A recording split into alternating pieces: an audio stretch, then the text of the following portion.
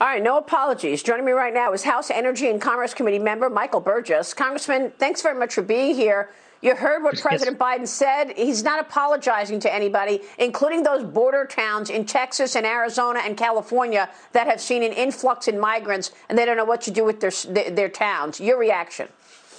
Well, he for sure should apologize to the men and women in Customs and Border Protection who right now are being so overtaxed by the just sheer numbers that are coming across the border that they are then having to hold until they get a space in an HHS facility in the interior of the United States in the case of the children. Look, Biden knew this was a problem. It was a problem in 2014 when he was vice president. That's actually when it crossed a lot of our consciousness when we had the surge of migrants come across. They were housed at Lackland Air Force Base. Governor Abbott and I went down to see for ourselves what was going on there. This is the same crisis, except it's magnified, and it's magnified because the coyotes and traffickers on the downstream side monetize the discussion that they hear out of Washington. So if Biden sends the message, y'all come, they're more than willing to collect money from people and help them get up here. So this weekend, there is a long list of senators that are going to go visit the border as pressure is mounting on President Biden. Give us your overall assessment of that press conference yesterday, Congressman. What struck you the most? I mentioned the group of Republican senators that are set to visit the southern border this weekend because, once again, we're going to see it right from lawmakers with their cameras. You know, there's a gag order on the press, so we'll be hearing all about what they see this weekend. But more broadly speaking, I just want to get your assessment of that press conference yesterday. What did you think? That's a triumph of low expectations. Look, the press conference was put off for so long. There was so much speculation about the president's ability to even conduct a press conference. The fact that he got through it with no major problems is in and of itself a victory for the Biden administration. But as far as the border is concerned, it is not a victory, not a victory for the American people.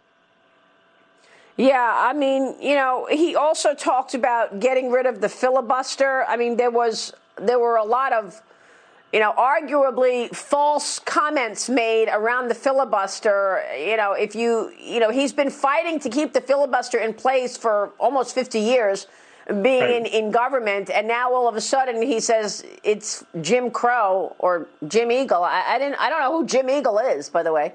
I didn't get that. What was your take on the filibuster comments? Well, you're absolutely right.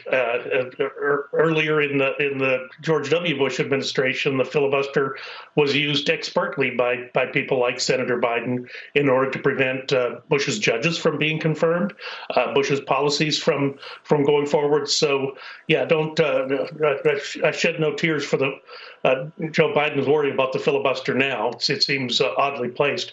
But look, going back to the border, and again, I cannot emphasize how big this problem is.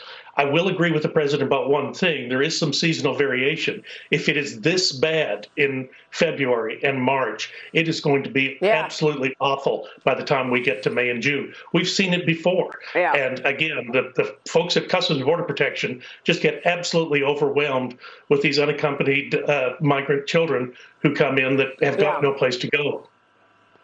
Yeah, most people are expecting, as the warmer weather comes in, that this is going to turn to serious panic because the numbers will go up. What about the other issue of dominance from big tech? House lawmakers grilling the CEOs of Facebook, Twitter, and Google yesterday over censorship concerns across their platforms. House Minority Whip Steve Scalise pressed Twitter CEO Jack Dorsey on the decision to block the New York Post's Twitter account.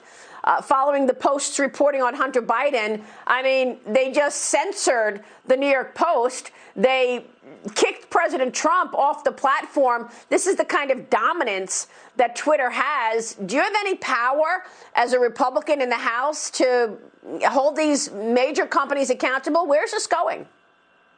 Well, the first and perhaps the most straightforward thing in my mind, the Section 230 protections only apply if you are just simply a conduit for information. Once you exercise editorial discretion, you become a publisher, and of course the liability shield is then pierced. the other thing, and of course, that didn't come up much in yesterday's discussion, but really the risk to the big tech companies is from antitrust, and should the government get involved in that and break up the big tech companies like Bell was broken up when I was just a child. That could be a much bigger deal. So that's a possibility on antitrust. Congressman, thank you. Michael Burgess.